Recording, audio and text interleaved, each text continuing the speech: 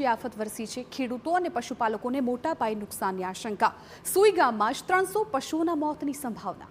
વાવ, થરાદ, સુઈગામ અને ભાભરમાં 1,98,000 હેક્ટરમાં ખેતીને નુકસાન। પશુઓની સારવાર અને સર્વે માટે કામે લાગી છે 300 લોકોની ટીમ। પાણી ઓસર્યા બાદ તારાજીનો ચોક્કસ આંકડો સામે આવવાની સંભાવના।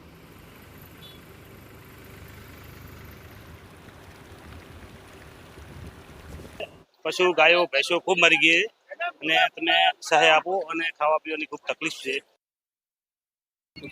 परिस्थिति खराब है। 100 गायों ऊपर मरी गई है ने आ बाजू 100, 300, 400 घर पानी में डूबाई गया है ने अमुक तो घर डूबाई गया है અને અંદર ગાય 200, 300 તો અંદર અમુક ગૌશાળા તો ડૂબાઈ ગઈ ને પછી ભેંસો ખૂબ ઓફ થઈ ગઈ છે।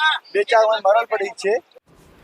ખેડૂતોને માથે મોટું સંકટ તોડાઈ રહ્યું છે। મોંઘા ભાવના બિયારણ વાવી મહેનત મજૂરી કરી, પરંતુ વરસાદમાં આ બધી જ મહેનત ધોવાઈ ગઈ। હવે નવું વાવેતર ક્યારે કરશે અને તેના માટેના નાણાં પણ ક્યાંથી લાવશે તે પ્રશ્ન ખેડૂતોને પરેશાન કરી રહ્યો છે। ખેડૂતો સરકાર પાસેથી તાત્કાલિક સહાય મળે તેવી આશા રાખીને બેઠા છે। પરિસ્થિતિ છે વરસાદના કારણે અતિવૃષ્ટિ સર્જાઈ છે, તેમજ અત્યારે ખેડૂતોની એકદમ હાલ ખરાબ પરિસ્થિતિ છે। અત્યારે પાણી જોવા જઈએ તો કેડકેડ સામું પાણી, જેમાં કપાસ છે, મગફળી છે, એરંડા અને અન્ય કઠોળ પાકો છે, અડદ, મગ સાવ નિષ્ફળ ગયા છે અને મોંઘા ભાવની બિયારણ છે, દવાઓ છે, ખાતર છે। હાલ ખેડૂતની પરિસ્થિતિ કહેવા જઈએ તો એકદમ વિકટ અને ગળે ટૂંપો ખાય એવી છે અને આખા ખેતર ધોવાઈ ગયા છે। તો ખેડૂતોને સરકાર સહાય થોડી, ખેડૂત ધોવાઈ ગયા છે અને ધોવાણ અને સહાયનું કંઈક કરે। અત્યારે ખાવા પીવામાં તકલીફ છે, બધાને સ્થળાંતર કરીને આગળ ટેકરે બધાને લઈ ગયા છે, પણ હવે પછી જે છે એ પરિસ્થિતિ વિકટ છે। બીજી તરફ હાલ સરકારના વિભાગો પણ કામે લાગ્યા છે, પરંતુ પાણી ઓસર્યા પછી જ પાક નુકસાનનો ચોક્કસ અંદાજ આવી શકે તેમ છે। હાલ પશુઓની સારવાર અને પશુઓના મૃત્યુના સર્વે માટે પશુપાલન વિભાગની ટીમો પણ કામે લાગી ગઈ છે।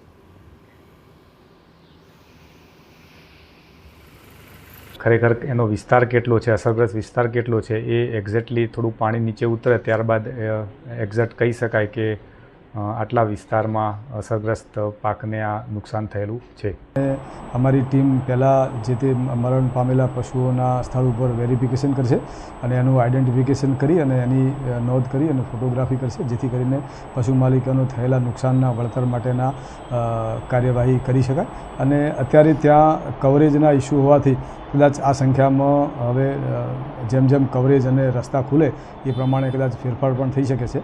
તો અમારી ટીમો ત્યાં જ છે અને આ બાબતને જેટલું શક્ય તેમ ઝડપથી પૂરું થાય એટલા સમયમાં પૂરું કરવા માટેનો પ્રયત્ન કરે। જરૂર લાગે તો અહીંયાથી હજી બીજી ટીમો પણ મોકલવાની અમારી તૈયારી છે।